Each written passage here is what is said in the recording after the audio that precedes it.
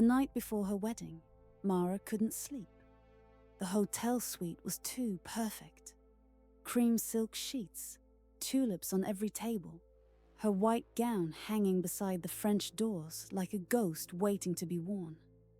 Outside, Manhattan pulsed with its usual insomnia. Horns echoing, neon reflections flickering against the glass. But inside her, something else kept her awake. He didn't call. No voicemail. No text. Not even an accidental liked photo on Instagram. Her father had gone completely dark 3 weeks ago. After promising, swearing, weeping that he'd be there. That he'd walk her down the aisle. She hadn't seen him in person in over 5 years. Not since the last time he'd relapsed. The morning of the wedding, she smiled, anyway. Her mother pinned back her curls. Her sister fussed with the veil. The makeup artist whispered compliments. Guests arrived in navy and sage and champagne-colored satin. But the chair at the front, the one meant for her father, stayed empty. "He's not coming, is he?" she whispered to her mom before the ceremony. Her mother didn't answer, just gave her hand a quick squeeze.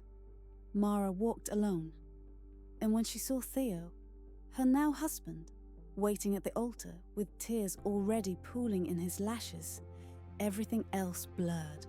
The reception was beautiful. She danced until her feet ached. She drank champagne until her smile stopped hurting. When Theo leaned in and whispered, "You were worth every storm I ever survived," she almost believed she could forget the man who wasn't there. Almost. The truth came 4 days later.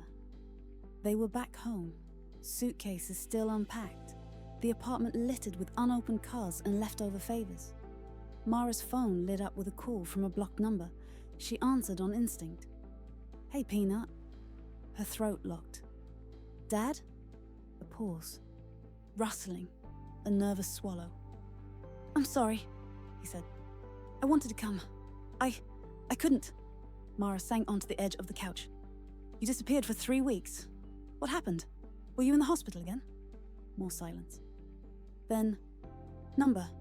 I was clean. Still am." She didn't respond. She waited. Because something was wrong with the way his voice cracked.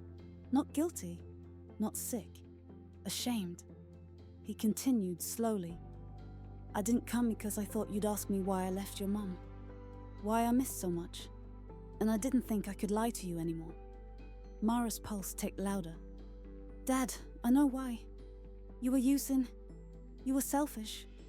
You ran." He laughed, but it was hollow. "That's not why, baby." She stood now, pacing toward the window. "What are you talking about?" I didn't leave your mom," he said. "She told me to go. Said if I loved you, I'd leave. That I'd ruin you if I stayed." Mara froze. "She said she'd make it clean for you. Tell people I left. Paint me as the bad guy. So you wouldn't grow up seeing the mess I was. And I agreed. I signed over custody.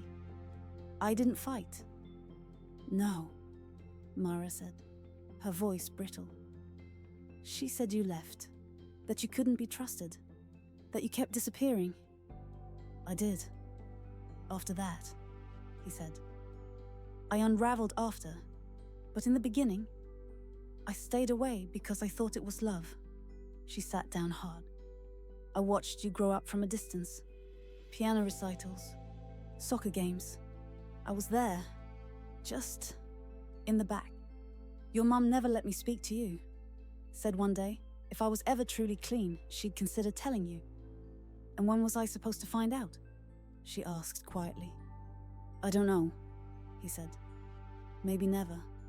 But the night before your wedding, I was going to come. I put on a suit, got in a cab, had your gift in my hand. Then why didn't you?" His voice broke. "Because I saw her there. Your mom, through the glass. She was laughing with you. You looked so happy, so whole. And I realized If I walked in, that would change. Mara's lungs felt tight, like something invisible had coiled around her chest. So I left, he finished, because I didn't want to steal your joy. I've done enough of that. For a long time, neither of them spoke. Outside the window, a dog barked. A siren groaned. The world kept going. I hated you for years, she whispered. I know. I thought you chose drugs over me, over us. I did, he said. Eventually, but not at the start. I don't know what to do with this, she admitted. You don't have to do anything, he said gently. Just know that I always loved you, even from the shadows. She closed her eyes. I don't forgive you, she said. I didn't expect you to. But she didn't hang up either. And somewhere, buried beneath the grief and betrayal and confusion, a single thread of something else pulsed faintly through her chest. Maybe this wasn't the end.